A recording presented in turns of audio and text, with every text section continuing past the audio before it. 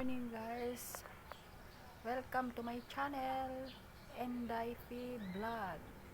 So ayan guys, good morning. Andito ako sa labas, upo lang dahil tapos naman ako nagwalis, naglinis.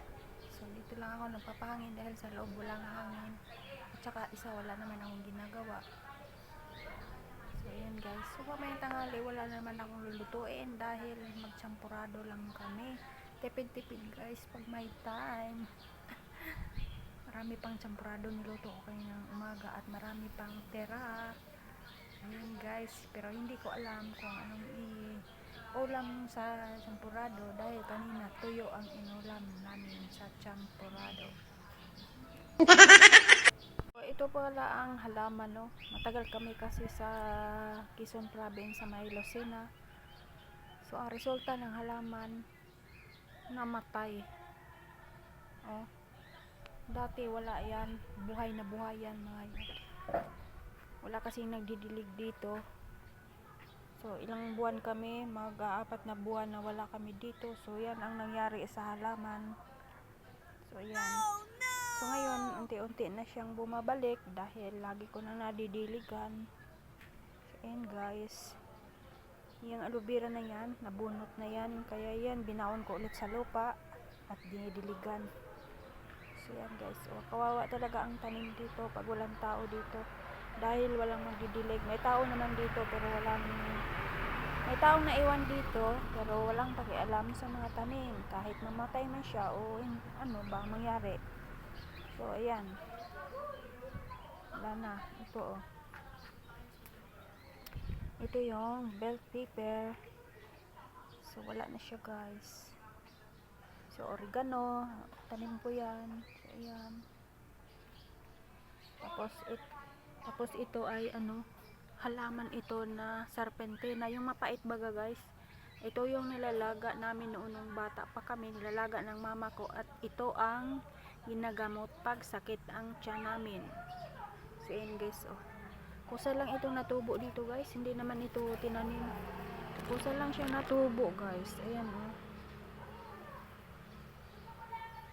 So diba, luyang dilaw. So payat lang dahil ang lupa wala na, hindi na mataba ang lupa. Kaya ang tanim payat. So ito may kalamansi dito, hindi ito sa amin, maraming bunga. Marami siyang bunga. Ayan maraming bunga guys, pero maliliit pa siya. Dito kami nangunguha pag kailangan namin kalamansi kahit hindi ito aming tanim. At least magkapitbahay na naman kami. So yan, libreng kumuha dyan.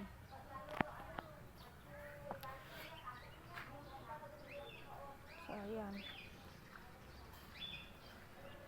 So nga pala yung tanim ko doon. Tanim ko yun doon ay okra, alugbati, at saka yung tawag niyan, sili, kamote. So hindi na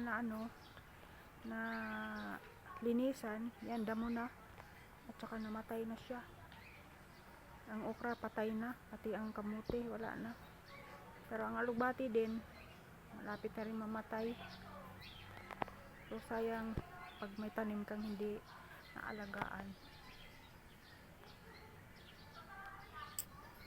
Wawa ang tanim. Hello guys, so ito nga ang kainin ng tanghali. So magprito na lang ako ng tuyo para ipares namin sa champurado. Ito yung tira namin kanina umaga, so dagdagan ko na lang ito ng tuyo. Magprito ako.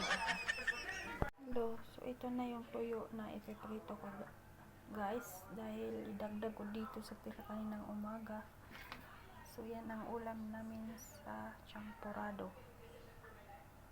So maglagay tayo ng mantika dito guys sa kawali.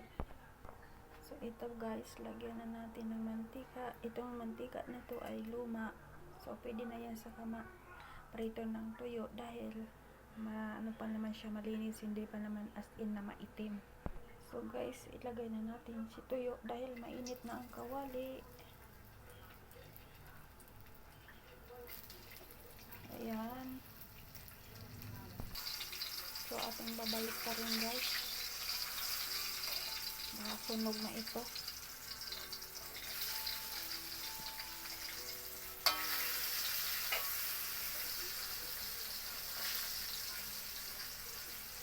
So mamaya na kami magluto ng ulam para sa hapunan. So hindi ko alam kung anong lutuin para sa hapunan na ulam.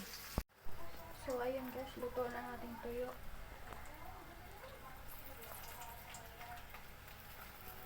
Luto na siya. Pero maaga pa naman para kumain. Niluto ko na lang ang tuyo para mamaya ready to kain na.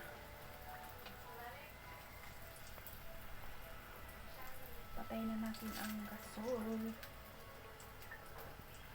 So, ang tuyo natin na pinipreto. So, maraming salamat sa inyong pagpanood sa aking vlog. So, paki-like and share and subscribe. Click the bell button.